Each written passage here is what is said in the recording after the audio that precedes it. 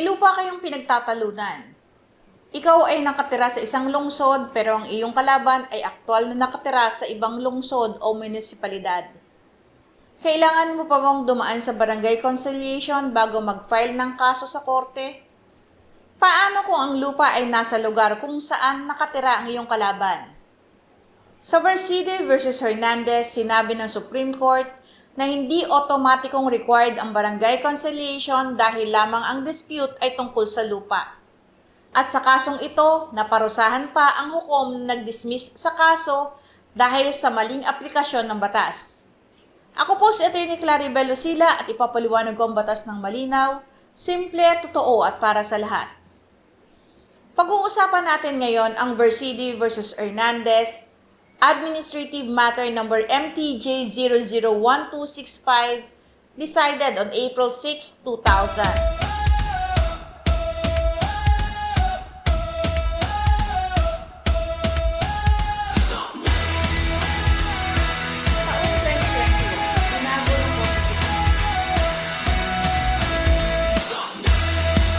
Si Valancides Verside at ang kanyang asawa ay aktwal na nakatira sa Dipolog City.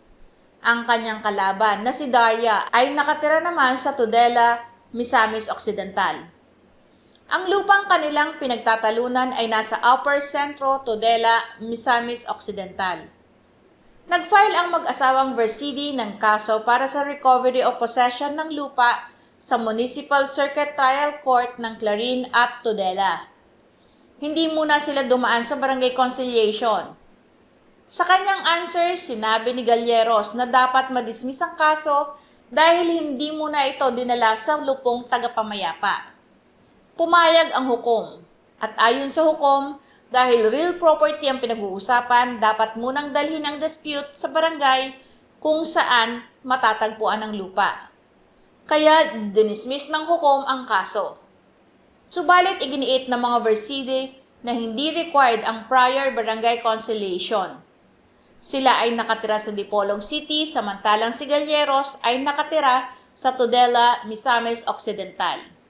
Ibig sabihin, ang mga partido ay hindi aktwal na nakatira sa iisang lungsod o munisipalidad. Nang hindi baguhin ng hukom ang kanyang ruling, nagsampa si Verside ng administrative complaint laban sa hukom. Sinabi ng Supreme Court na mali ang hukom. Sa ilalim ng Section 408 ng Local Government Code, ang lupon ay may authority sa mga dispute kung ang mga partido ay aktwal na nakatira sa iisang lungsod o munisipalidad, subject sa mga exceptions na nakasaad sa batas. Kung ang mga partido ay aktwal na nakatira sa magkaibang lungsod o munisipalidad, karaniwang wala sa authority ng lupon ang dispute. Subalit ito ay may exception. Kung ang kanilang mga barangay ay magkatabi o adjoining at pareho silang pumayag na isumite ang dispute sa isang appropriate lupon, maaari silang dumaan sa barangay conciliation. Pero sa Verside case, ang isang panig ay nakatira sa Dipolog City at ang kabilang panig ay nasa Tudela, Misamis Occidental. Hindi ipinakita na sakop sila ng adjoining barangays exception o nagkasundo silang isumite ang dispute sa lupon.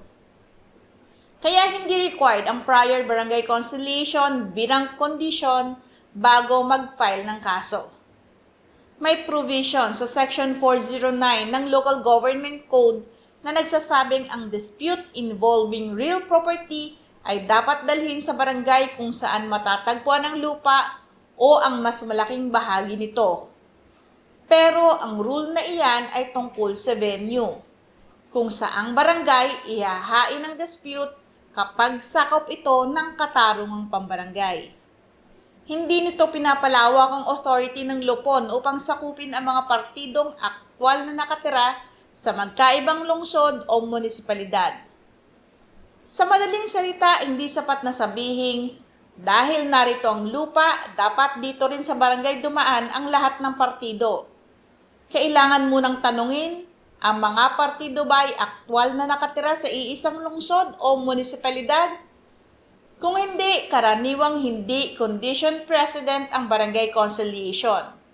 maliban kung magkatabi ang kanilang mga barangay at pumayag silang isumite ang dispute sa lupon. Sinabi rin ng Supreme Court na dapat alam ng isang hukom ang malinaw at matagal nang kinikilalang rule tungkol sa authority ng lupong tagapamayapa.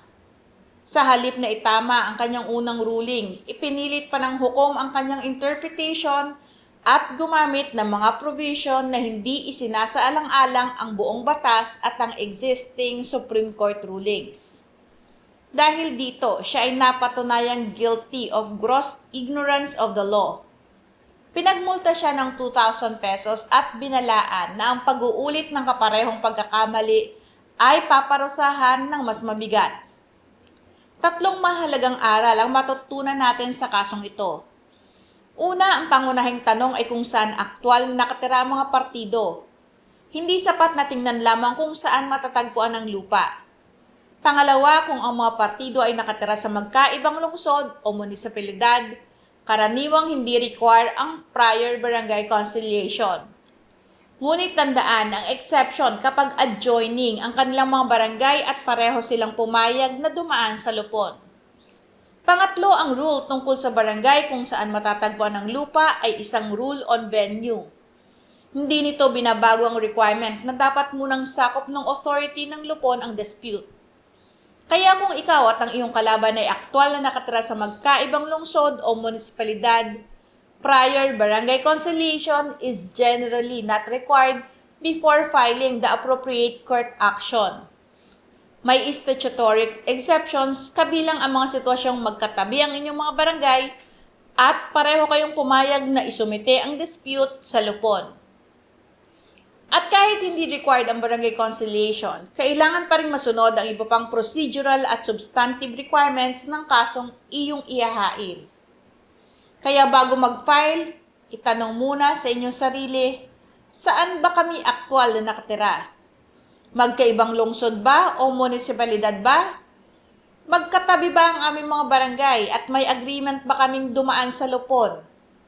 At sakop ba ng ibang exception ang aming dispute?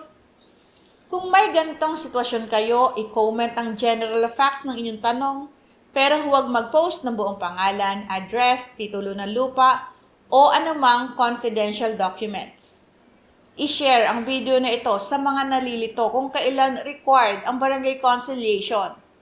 At mag-subscribe sa Attorney Velocila sa ating YouTube channel para sa mas marami pang malinaw at practical na legal explainers para sa mga Filipino. Ako po si Attorney Clary Velocila. Magandang araw po.